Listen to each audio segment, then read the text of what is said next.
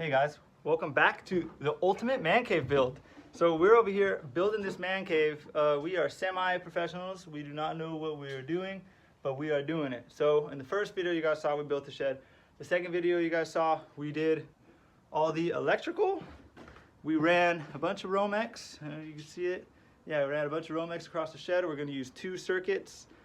And yeah, the Romexes ran, and what we're doing now is we're starting to insulate it. So let me show you what I got. We got this John's Manville R13 insulation, and they do sell at Home Depot. They sell for about $120 a bag. I did not buy it from Home Depot. Y'all know me. We got it on offer. We got it for a good deal. The only thing is, it looks like it's been sitting outside for a little bit, but hey, whatever. This is not for a house. It is for a shed. And I got it pretty freaking cheap, so we're gonna insulate this shed, because when you walk in this place, the humidity freaking doubles what it is right outside that door. The temperature doubles what it is right outside that door. So we're going to insulate the entire shed. So what we are doing now is, we got these, they're called bats. We're gonna grab these bats, we got them outside, and we're gonna cut all of them to one length, and then we're gonna stuff them all in here. And then whatever we have left over from when we cut off of here, we're gonna freaking shove them up here, and then that should be good enough to drywall these walls. So we're insulating everything, the whole freaking shed, the roof, the walls. We're gonna go outside, we're gonna be cutting some insulation, and we're gonna start bam, bam, bam, bam, bam, bam, bam. You should fasten it, but we're not going to. You see how it kind of just stays in here perfectly? That's good enough for me, as long as we can get the drywall on and the freaking insulation is not falling out. The secret is, make it a tiny bit bigger than you need to. So this gap right here, height wise, was about 74.5. We cut them at 76, shoves right in there. And these are about 21.5. And good thing this insulation I got from the store comes in 23-inch. So you shove it in there and you pack it in there, and it's pretty good. Now you don't want to pack it too much, because then you're gonna start having a problem with it bulging, and the insulation properties aren't gonna be 100%. But let me add something in right now. When you're going over this Romex, what you want to do is, you want to take the insulation and you want to split it in half.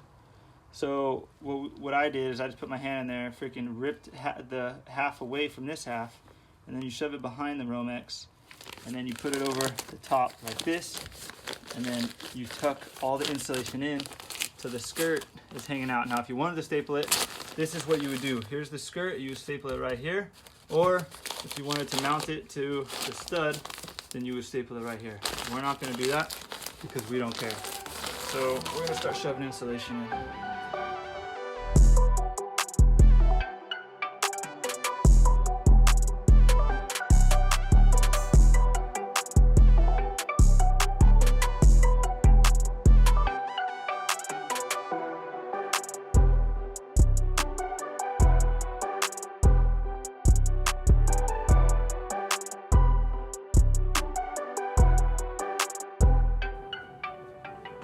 Oh, I feel like this isn't even really a video, it's just an update.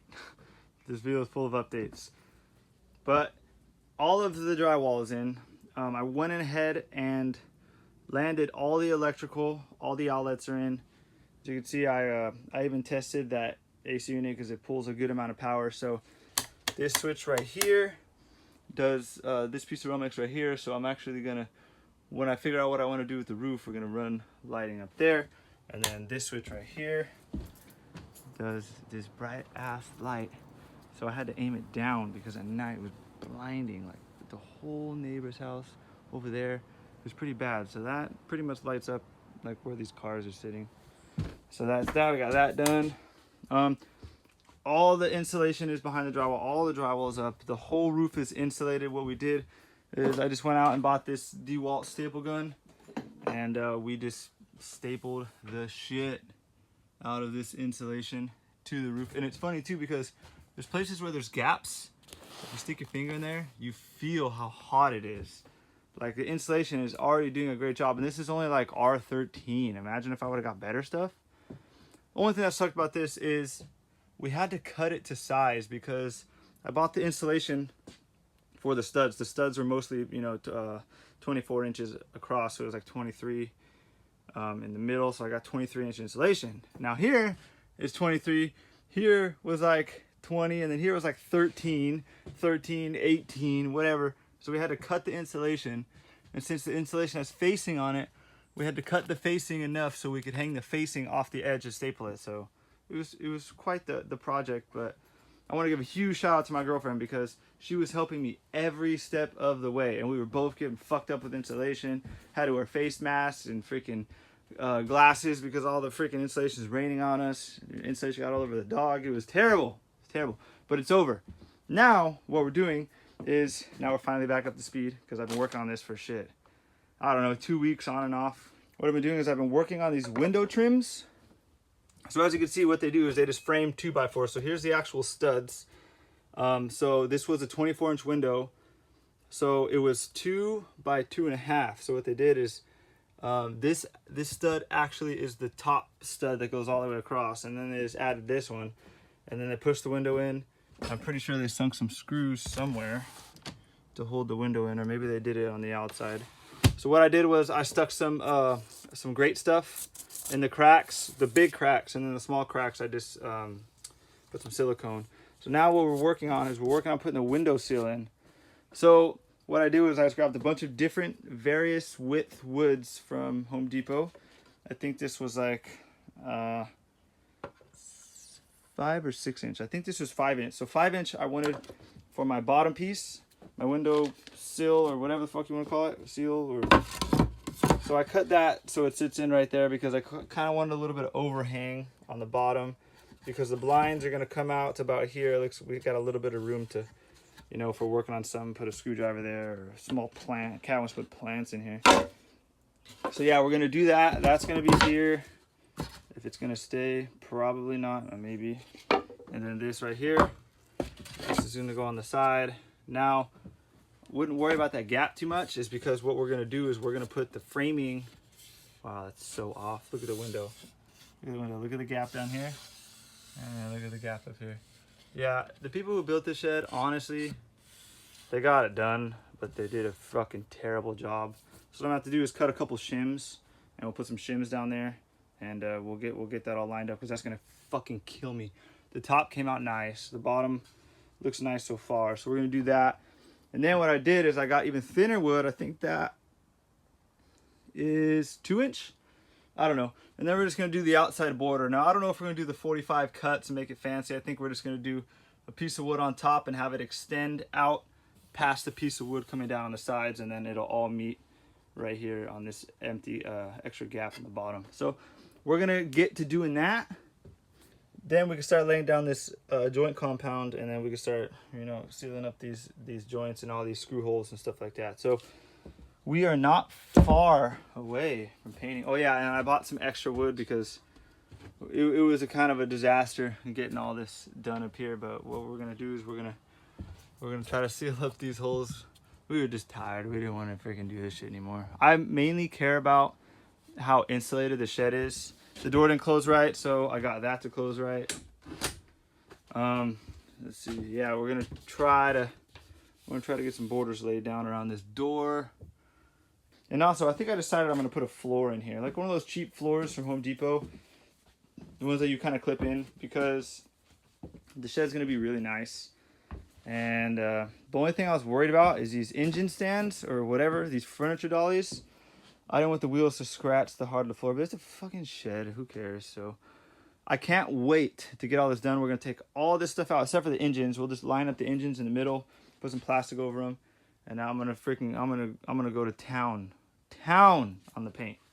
So I just moved the Lexus out of the way, and we just took everything out of the shed and we just put it right by the door.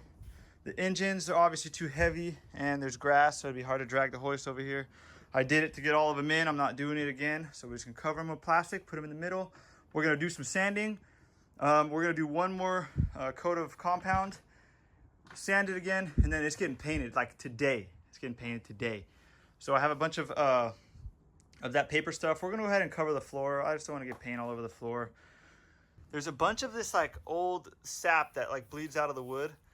Got to take your hand, rub your hand, buy it, get it all off, and make sure the surface is as smooth as can be. Obviously, it's not going to be completely smooth, it's freaking wood, but you see all these little things falling off? So we got everything pretty much sanded down. I wiped everything down with kind of like a damp rag. I let it dry.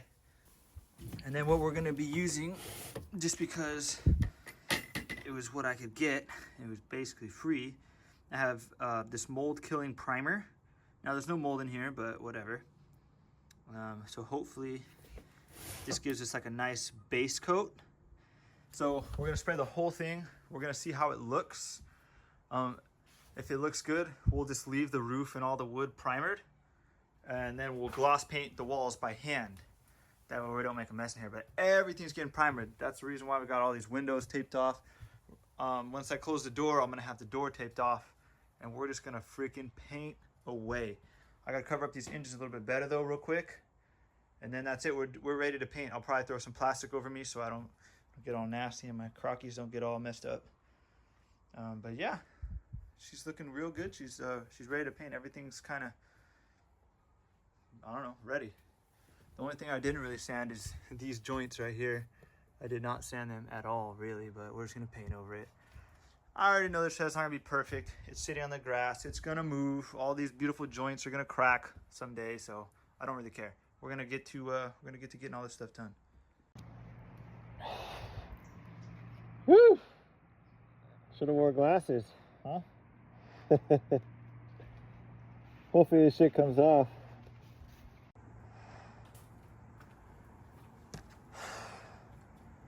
I don't want to get my nice new phone all up in the paint, so we're gonna let that clear out. This shit's flying everywhere. So we're gonna let that clear out for a couple minutes. We're gonna clean the paint sprayer because it's not mine. Oh shit, look what I did. A little bit here too. Not the end of the world. We're gonna clean the paint sprayer.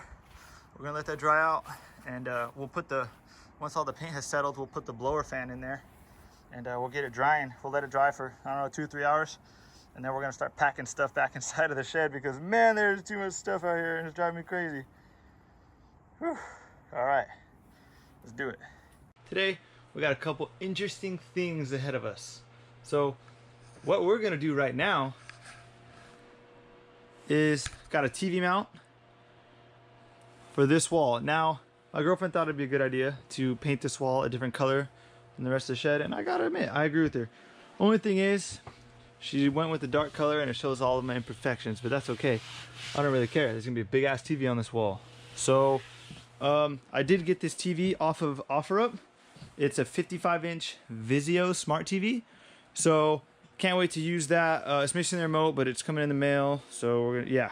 But right now, what we're gonna do is we're gonna hang it on the wall. Now I do have an outlet. Luckily I planned for this. So I do have an outlet that she painted over. Not cool. Jesus Christ. The party's here. Yeah, it's just about freaking almost midnight, and we're gonna hang this TV. So let's get to work. Well, another day working in the shed. So last night we got this TV installed, and I started filming the process, and I realized I don't need to film freaking hanging up a TV.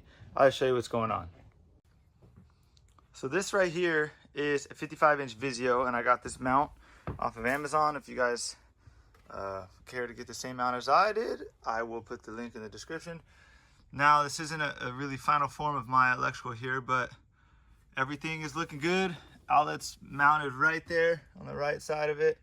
So I wanted to center the mount, but I couldn't, obviously, because I put the outlet in the wrong spot ahead of time. But what you can do is you can slide the TV on this thing. So I was able to slide over a couple inches and make it center on the wall. I think this mount allows the TV to come out around 16 inches and allows it to go, I don't know, near flush. There you go. Cool thing is it tilts and swivels and does all that. You see I got it tilted right now. Seems like I could see it better with my couch down here. Now the reason why the TV is so high is because I wanted to put stuff under it, and also originally the mount on the TV is at the bottom. I thought it was going to be in the center. So I wanted it to be a little bit lower, but it is what it is. It's cool because if you're standing up and if you're working on something, I'm gonna have a workbench right here, then you can see everything that, you know, you don't have to look down or anything. It's not uncomfortable. All right, that's pretty much all we have time for in this video. I know these videos kind of get kind of long, but it's kind of hard to put the proper amount of content in there without making it long. So anyways, that's going to be it for this video. I want to thank you guys for watching. This is Irish Garza, Slime Mod Pod. I'm out. Peace.